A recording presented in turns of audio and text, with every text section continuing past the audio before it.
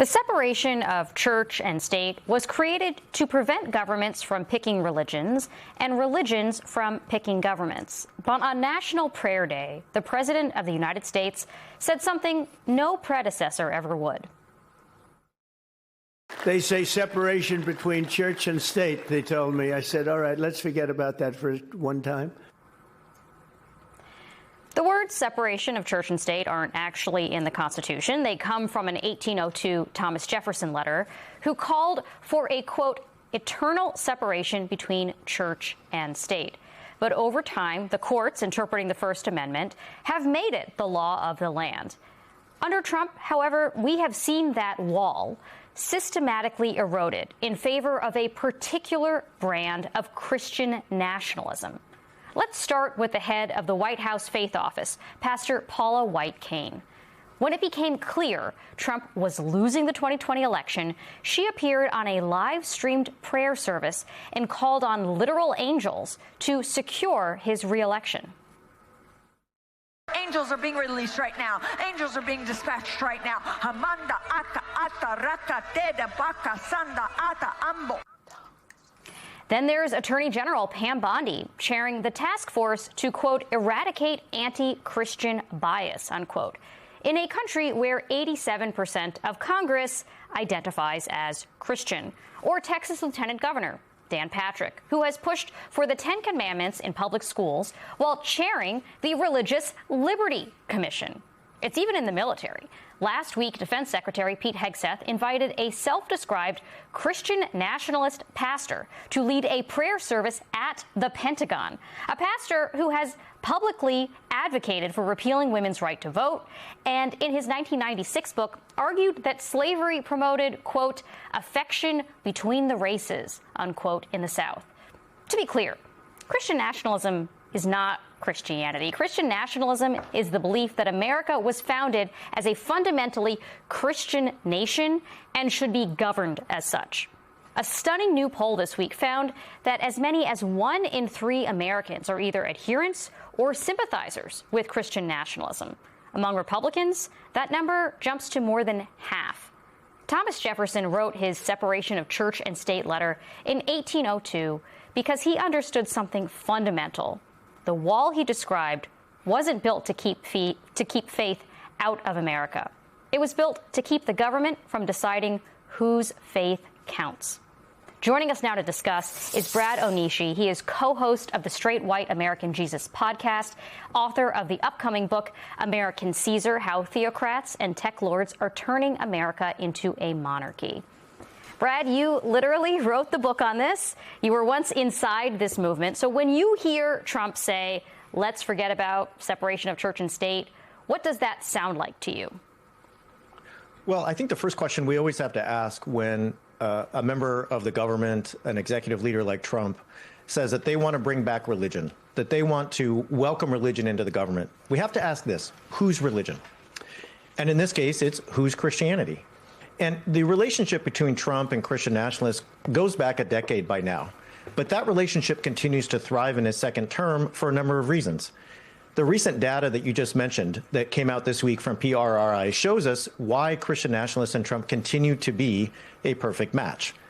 Christian nationalists show a deep affinity for authoritarianism. They are an outlier when it comes to their fellow Americans in terms of their affinity for authoritarian governance. Many of them see democracy as the problem, not the solution to America's problems. They're also an outlier when it comes to great replacement theory.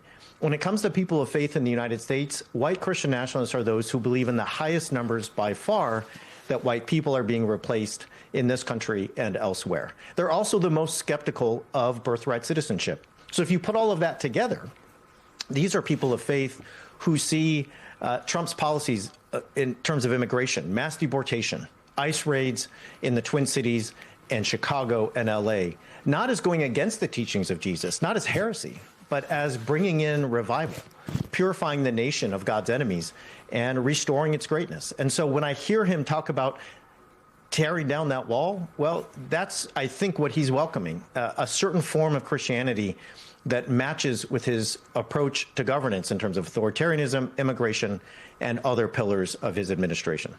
Can I just ask one follow-up on that? What does that imply that Donald Trump and others who seem to believe in the Christian Nationalist Project think should happen to people like me? I'm Jewish. Or people like my co-host, Eamon, who's Muslim. What does that mean happens to people who do not believe in the same faith? Well, let's take Doug Wilson, who was mentioned earlier. Doug Wilson was welcomed to the Pentagon this week by Pete Hegseth at the monthly prayer service that Hegseth hosts. Wilson is a pastor who's a self-identified Christian nationalist. Now, what he has said in the past is this: in the America that he wants, the America he envisions, if you are a non-Christian, if you are a Muslim, if you're a Hindu, if you're a Buddhist, you can practice your faith in your heart and in your home. But there will be no mosques, no gurdwaras, no temples. You will not be allowed to practice your religion in public. The public space will belong to Jesus, King Jesus. He also believes that you should not be able to hold office. So when it comes to Muslim Americans, when it comes to those who are not Christian, those who profess no religion, atheists, humanists, agnostics, they will be second-class citizens at best. And if they get out of line, if they're not willing to participate in the regime's policies, there will be further consequences in his vision. So, Brad, you've said that January 6th was the logical outcome of decades of this movement preparing for what some see as a war. What are they preparing for now? They've gotten the leader that they've wanted. They've gotten a leader who's willing to enable them. And you've talked about what that might look like, according to this pastor at the Pentagon. But how does this get implemented? Where are we watching this play out? Because, you know, we were talking about this on the show last night, especially in the state of Texas, the rise of Islamophobia being weaponized and trying to limit all kinds of, you know, the ability of Muslims to build a subdivision or to have a mosque and have a school. And the concern is that it spreads from there elsewhere in America. But how do you see this playing out, this vision being implemented? What are we looking out for here? Yeah, so I think the schools are one place. I think we could have a long discussion about the Ten Commandments bills across the country, in Texas and Louisiana and other places. I think we could talk about the ways that local governments often stand between people of faith, those who are Muslim or Hindu, Buddhist, and so on, from building places of gathering and so on. But let me just focus in on something that I think is at the top of mind for everyone in the country right now. We're seeing this play out when it comes to ICE raids and ICE's operations across the country. I know that for most folks watching tonight, seeing what's happened in the Twin Cities over the last 2 months is horrifying. But if, like me, you spend time every day monitoring what Christian nationalist leaders and pastors and clergy and theologians are saying, they see there the front lines of the war to take America back for God. That when they see 5-year-old Liam or Chong Lai Tao pulled out of his home wearing nothing but a blanket, when they see those images, they're not horrified. What they see are the seeds of revival.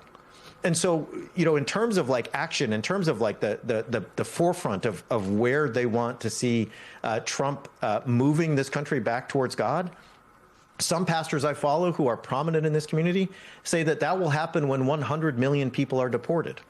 So, you know, we can go to all over the country in terms of education, in terms of public building. But immigration, to me, is the place where we are seeing the most movement in terms of a Christian nationalist project. Brad Onishi, thank you. Thanks, Brad.